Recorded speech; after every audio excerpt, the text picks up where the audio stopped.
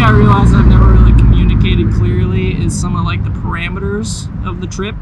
Just a basic outline, I suppose. So I am going to establish a few of the ground rules. Details of the trip. So first question is, what's my route? So I started in Utah. That's where I lived. The idea was to do a coast-to-coast walk. Well, I mean, the idea was actually just to walk for a really long time and go really far.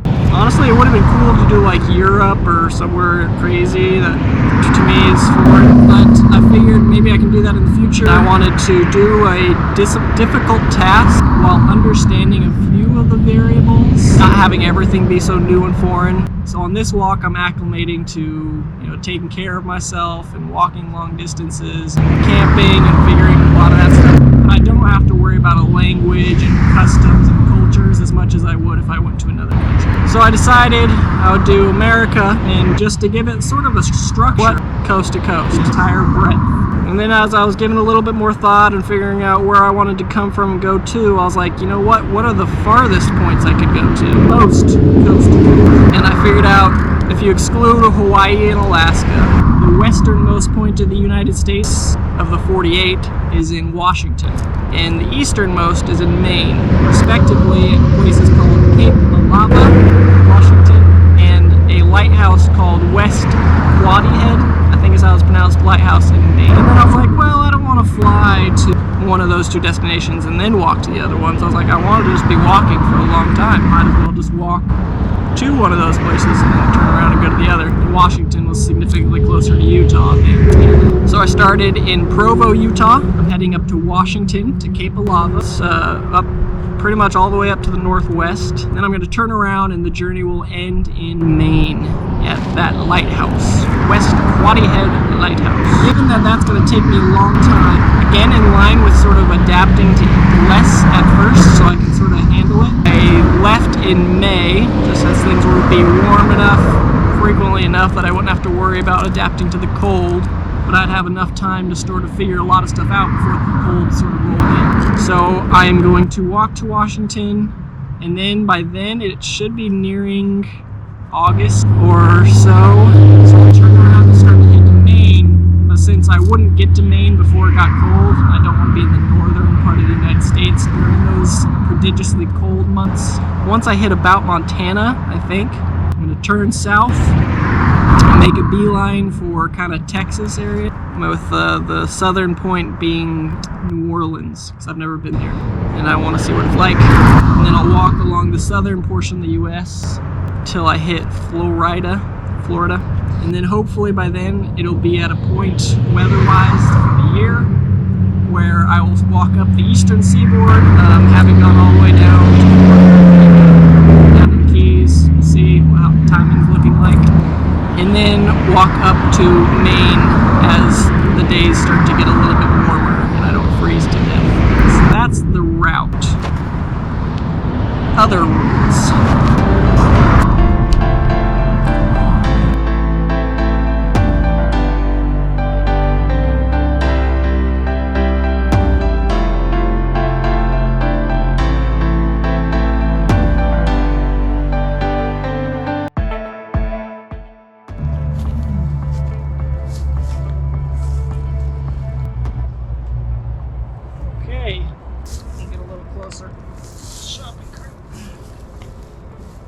Another one of the basic sort of elements of the trip, rules. It's pretty simple. I only have two. One is no rides. I want to walk every step of the journey on my feet. At first, I took that to mean that I didn't want to see the inside of a car or feel like what it felt like to be in a car or get on a ride the whole year. I think I'm going to amend that slightly. At first it was no rides, no cars for the year. But then I was about 2 weeks in and my grandfather passed away, so I accepted a ride to go back from Twin Falls, Idaho to Salt Lake for his service and then return. My sister-in-law had a contact in Twin Falls that was willing to let me store my cart in her garage. So I walked my cart to the garage, pushed it there, you know, with my feet. And then when I returned, I grabbed the handlebars again. So I had walked every step, you know, I didn't skip any of the parts. Since then, I haven't had any other rides. I haven't been in a car. But what that does mean is that I've had to turn down several offers for like lunch. I'll meet people at church and they'll offer me to have lunch or dinner at their home. And because they live like 7 miles out of the way, that means basically that I can't do it. And so I've had to turn those down. And I realize I would rather get to know the people. The times that people have made offers like that, it's worked. It's been great. And it's been a great memory, and they've been great friends after. And the times where they've been too far away, I've said like, no, I don't do rides. And I feel like I've missed out on getting to know those lovely people who offered me a meal. So I think for now on, as long as they're willing to do something similar, where I can either stow my cart somewhere and then they'll take me to their home and we'll go have dinner and chat and swap stories, and then they'll take me back so I won't have missed any of the steps walking from my home to Washington to Maine. I think I'll be okay with that, though. I think I'm going to amend that one slightly. Yeah, rule number 2, no beds.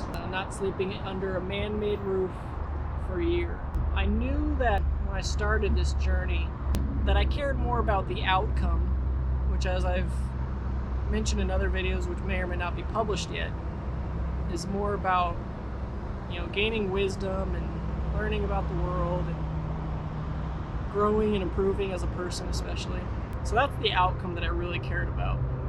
Gaining a greater perspective, gaining a greater appreciation for what we have, you know, things like that. And I'll get more into what I'm trying to get out of this in other clips and other videos, I'm sure.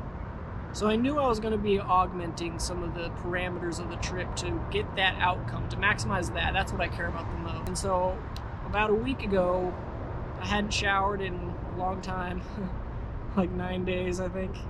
And I was out of clean clothes, honestly. And I'm struggling to edit videos because I don't have access to power. And editing takes a long time. I'll get a hotel room, I'll shower, I'll do laundry, I'll edit videos. So I spent one night in a hotel room, and I can't say for sure, but I think that'll be the last time. I just felt like I was onto something doing this walking thing. And as soon as I embraced all the comforts and the ease of having all that stuff there, just so simple, I just lost a little bit of what I'd been doing. I felt disconnected from it, and I missed the sunset that night, which for some reason I've really enjoyed a lot, just catching every evening. Just being so connected to my surroundings all the time. I was behind walls again. I was separated from my fellow people and from the world and from my environment and from just being so tethered to the world. I didn't like it. I mean, it was comfortable. The bed was nice, the AC was nice, I slept in because the sun didn't start cooking me in my tent, which it absolutely does, especially right now. I'll just wake up at like 6:30 just feeling like I'm being baked like a rotisserie chicken. But it's fun, you know? It's hard, but I feel alive. It feels real.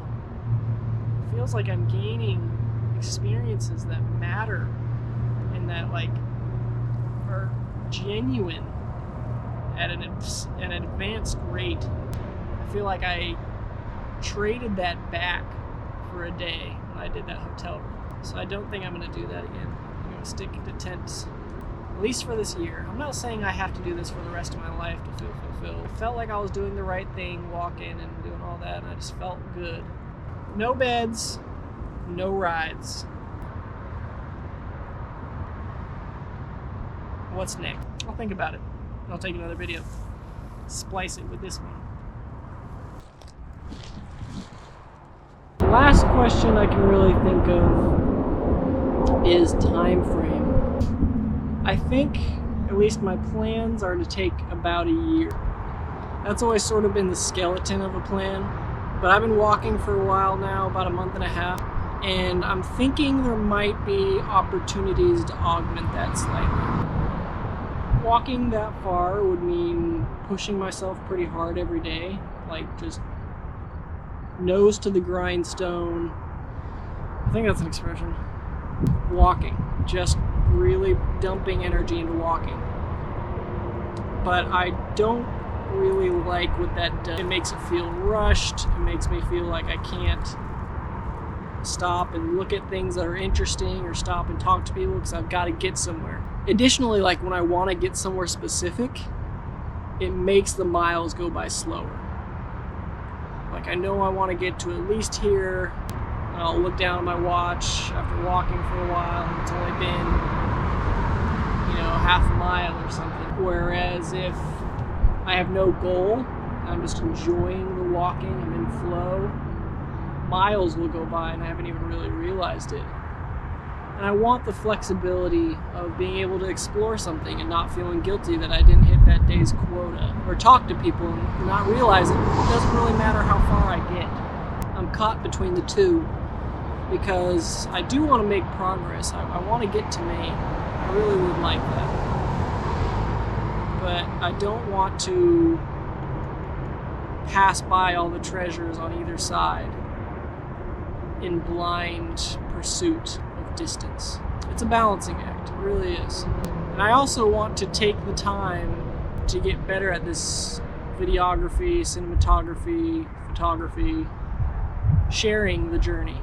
I really do want that to be a big portion of it, and that means I'm going to have to allocate time. Maybe every fourth day or something along those lines. Hours every day or something. The only other basic thing I could think of that a lot of people ask is how do I sort of plan my route? So I had the basic thing that I mentioned at the beginning of the video, Utah to Washington to Louisiana, Florida to Maine. And that was about as specific as I got. So really, I spend a lot of time every day looking at Google, figuring out where I am, where I want to be, what route I want to take, which roads. And I've come up with a few things. There's a few basic principles. One, I need access to water. So I can't always just take like the really scenic route because I need to be able to fill up my water bottles, especially now as it's getting really hot. I'm going through water really fast. Two, but I like going through towns. Going through towns is probably my favorite bit. I like the nature part too. I like seeing just the world for what it is, figure out how to survive out here. And no, I'm not talking about like getting food from the wilderness, but having to adapt to the elements and to be comfortable and survive and find places to camp is different. And it's not just the elements, it's private property, navigating that, navigating how to get my cart to where it is. I did another video on how to find places to sleep, and I'll upload that at some point and edit it, but that takes a lot of doing. But my favorite part that I really like is the cities. I like seeing the man-made portion, especially the old ones. But honestly, all of it. I love buildings, I love infrastructure, architecture, and like old abandoned buildings or like really, really old brick buildings are my favorite, but I like all of it. I like new, cool buildings, I like amazing architecture, I like even just houses that people have lived in and worked so hard to create. So that's what I like to see. So I do take the interstate a lot when it's the only option in desolate places between towns.